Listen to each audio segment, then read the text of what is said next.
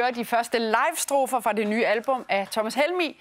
I 30 år der har han siddet rigtig tungt, som den eneste, på den danske rocktrone. Og det er en meget stor fornøjelse at byde velkommen til ham og hans 8-mands store orkester.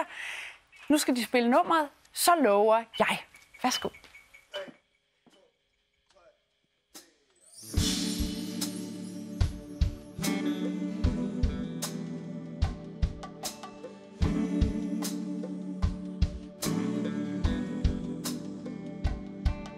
Du kan se ind i mørket, finde mig der, hvor de ensomme udpinte sjæle er.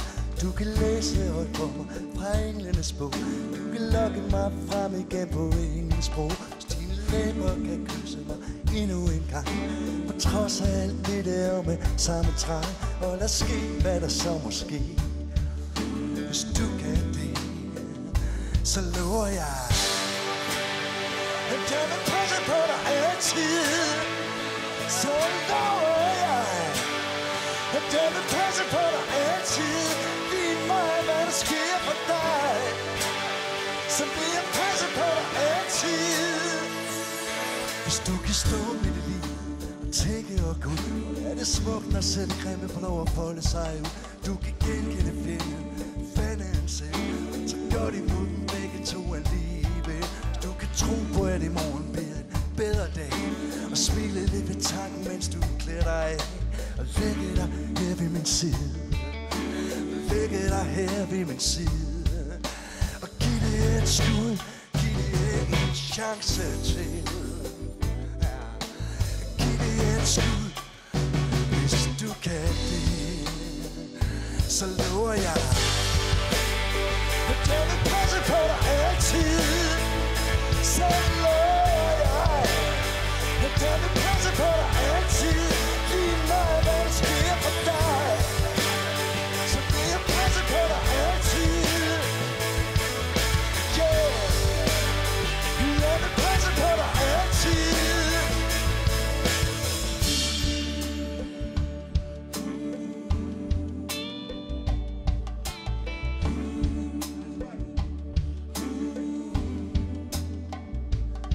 Hvis du kan se ind i mørket, finde mig der, hvor de ensomme udpinte sjæle er. Så syng lidt for mig, Amazing Grace. Jeg kan kende din stemme, dyb og æs. Og giv det et skud, giv det her en chance til. Ja. Giv det et skud, hvis du kan det. Hvis du kan det, så.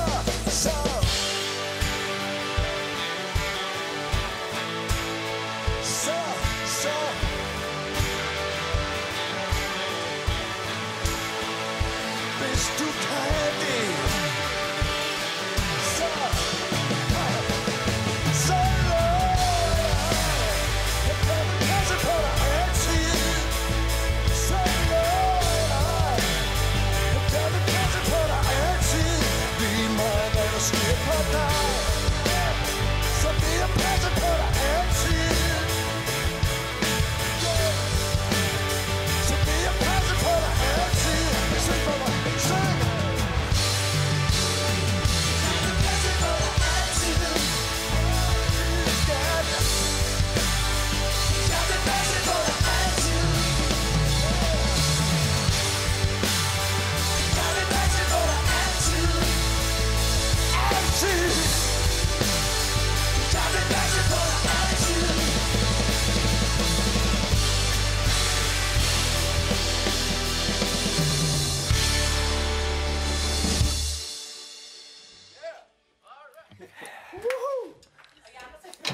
Derude og banker på, og beder dig om at prøve at forstå. Walk with me, take my hand, spend a night with a stupid man. I'm yours, if you can, fall in love with a stupid man. Har du det godt så? Er du glad igen? Hej Thomas. Hej. Hvordan går det? Jamen, det går da skide godt, synes jeg. Ja, det går. Hvordan går det med dig? Det går godt, tak. Det er godt. Dejligt nummer. Tak skal du have. Når jeg spørger dig, hvordan det går, så er det jo fordi, det er jo ikke nogen hemmelighed, at du er lige blevet skilt. Der har været en masse forsider på det. Og oven i det, så kommer din nye plade så i morgen. Ja. Men det der sammenfald, har det fået dig til at tænke, Gud, nu kommer alting bare til at handle om mit privatliv? Lidt, ikke? Men jeg er jo ikke lige blevet skilt. Det er jo en lang tid siden, det er foregået. Så, og jeg havde en plade klar. Så jeg synes ikke, man skal lade sig dirigere omstændighederne på den måde. Altså, sådan er det. Sådan er det i den her omgang. Så må det være det. I en af dine tekster, der skriver du, at du er mest til det nemme. Jeg er fan af fryd og gammel. Ja. Men det her album, det er jo mørkere og tungere end nogle af dine andre plader, faktisk. Er det mere sårbart for dig at sende sådan noget på gaden, end når det er mere danseglad pop? Og... Det ved jeg ikke. Altså, jeg synes jo, altså på alle mine plader har der også været det mørke og det alvorsfulde, ikke? Jeg betragter ikke det her som sådan et dystert album på nogen måde, vel? Altså, der løber sådan en klar understrøm og alvor i det. Det gør der helt klart, men... Og temaerne er jo sådan noget brud og svigt og død og kærlighed og død kærlighed. Og tilgivelse og håb. Også det, men det er lige slutningen af pladen, kan man sige, ikke? Altså, så jeg tænker, hvad er det, du er blevet klogere på de sidste 4 år, siden dit forrige album kom? Jeg ved ikke, om jeg er blevet klogere overhovedet, men det har været nogle andre, skal sige, måske lidt større temaer, der har optaget mig den her gang på den her plade, end det var i sidste omgang. Den der med tilgivelsen og med svigtet, altså de her store begreber, som mange forbinder med noget religiøst, det synes jeg jo ikke, det er. Jeg synes jo, det er en del af det liv, vi går og lever. Og jeg tror, at jeg er blevet lige præcis 4 år klogere, og heller ikke en dag mere. Men det der med at tilgive, det er jo i virkeligheden meget centralt for mange mennesker, og noget af det, der er aller sværest. Ja.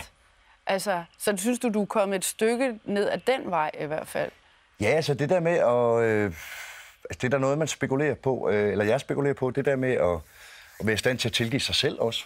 Det kan være ret svært. Men man er ikke i stand til ordentligt at tilgive andre, før man kan det, tror jeg ikke. Så det er der ting, jeg går og, på moderne dansk, og arbejder med. Og når du skriver dine tekster, er det så at arbejde med det? Er det sådan med også et andet godt ord, terapeutisk for dig? Det synes jeg ikke. Altså, jeg synes ikke, teksterne er noget, hvor jeg sådan skriver noget, og så er jeg kommet videre. Altså, teksterne for mig, det er mere noget med at forsøge som sangskriver at ramme en god fortælling af en eller anden slags. Om det er lige noget, der er sket i dag, eller i forgårs, eller for 10 år siden, eller slet ikke sket, det er ikke interessant, synes jeg. Jeg bruger mig selv i dem, men jeg er jo klar over, at det er sange, så de skal også fungere som en eller anden fortælling. Så jeg synes, for mig er det slet ikke terapi. For mig er det der en kreativ proces, og det, jeg har det bedst med, nemlig jeg har det bedst, når jeg skaber et eller andet, når jeg laver et eller andet. Ja, men jeg tænker stadigvæk også et billede på, hvor du er i dag i forhold til for mange år siden, for eksempel. Ikke? Jo, jeg kan jo ikke have skrevet de her sange, der er 25 og omvendt. Så jo, selvfølgelig, jeg tager mig selv med ind i det, jeg laver. Fordi ellers synes jeg ikke, det er interessant. Altså, jeg synes, det er først der, det begynder at krasse ind i mig, ikke? Og forhåbentlig kunne et eller andet. Og som du så selv siger, der er også håb og optimisme. Yes. Og faktisk er det jo sådan, at de sidste linjer på albummet, de lyder jo, der er håb endnu, der er håb endnu. Ja. Så hvad er det, du ser frem til? Fordi der ligger jo sådan noget, at der er noget i sigte, som er noget andet end det, du er i lige nu i hvert fald. Ja, det er der da. Der er en anden form for tilværelse, der skal strikkes sammen.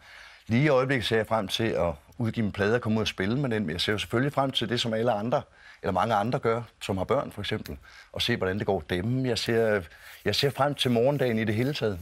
Jeg glæder mig. Og så er du jo nu gået ind i en ny fase, kan man sige, fordi dine plader er på gaden. Nu har du sidder nørklet. Og så skal du ud og turnere og rock and roll og sådan noget. Og du er jo meget privat og holder dig langt væk fra rampelyset, når du ikke har et produkt på gaden, kan man sige, eller når du sidder og arbejder med det. Nu skal du til at vende ud af. Hvordan forbereder du dig på det? Jamen altså, jeg forbereder mig på det meget med, altså jeg synes, det starter, når man går i øvelokalet med orkestret, ikke? Fordi der begynder jeg jo at kunne mærke, hvad det er, jeg skal ud og lave, ikke? Og du skal ikke tage fejl, jeg elsker jo det der. Altså, jeg elsker at optræde.